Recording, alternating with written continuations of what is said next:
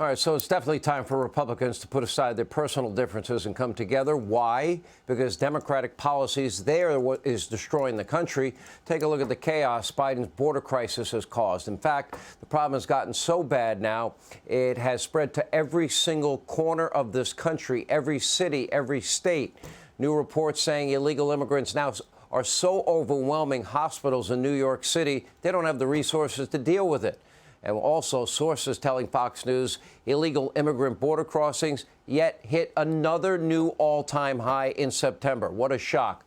There'll be 8 million illegal immigrants in 3 years, thanks to your President Joe Biden, who's aiding and abetting the law-breaking. Here with reaction, Texas Senator Ted Cruz. Senator, how are you? Sean, great to be with you. Thanks for having me. All right, before I get to the border, I want to ask you this. I want the pressure to move to your body. And meaning the financial pressure. For example, your fellow Texan, Chip Roy, got together, other Freedom Caucus members. They put forward 2 CRs, one that would have cut spending by 8%, but still funded DHS, veterans, and our Department of Defense. The second one would have cut that spending by 30% and also included H.R. 2, that's the House border bill. Then it would have gone to the Senate where you are. And it's there that I view people like you and Senator Mike Lee and Marco Rubio and Rand Paul. You guys would fight for fiscal responsibility in the Senate.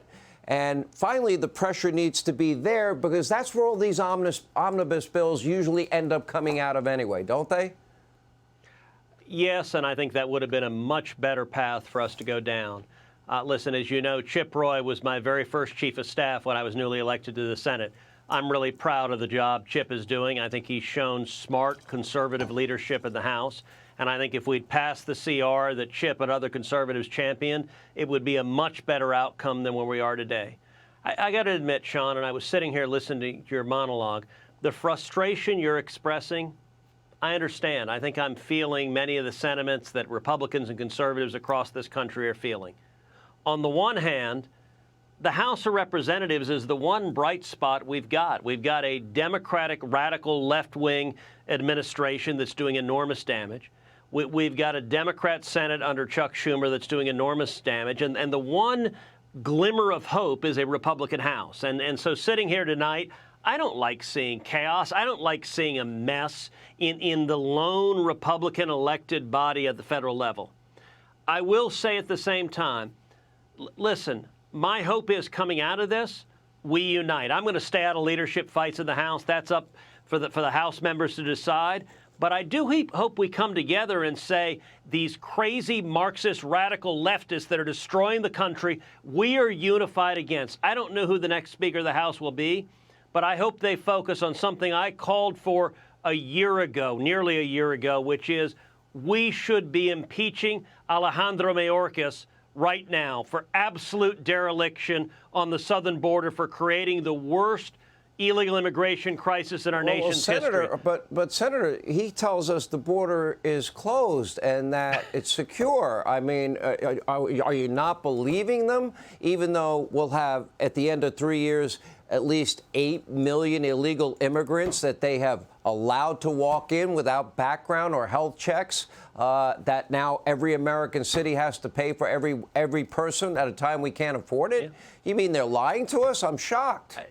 He is flat out lying. Karine Jean-Pierre stands at the White House podium. She flat out lies every single day, and she doesn't just do so on her own. She does so on behalf of the President of the United States. Joe Biden is flat out lying. Kamala Harris is flat out lying. And the important thing to understand, what Alejandro Mayorkas is doing, it's not just that he's bad at his job. It's not that he's lousy. He doesn't know how to do it. He wants this crisis to happen.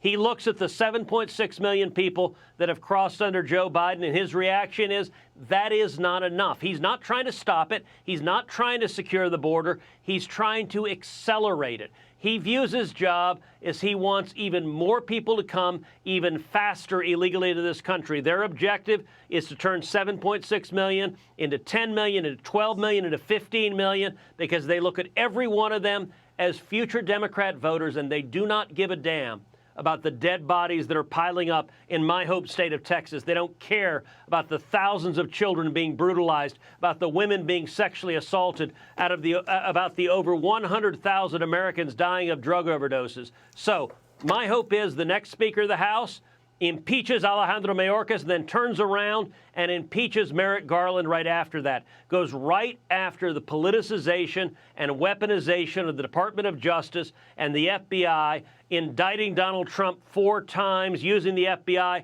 to target the administration's enemies. I think if we lead as conservatives, that is a unifying and winning message going forward. I think that's great advice for everybody. Senator, I couldn't agree with you more. Anyway, we appreciate you being with us. Thank you, sir. Hey, Sean Hannity here. Hey, click here to subscribe to Fox News YouTube page and catch our hottest interviews and most compelling analysis. You will not get it anywhere else.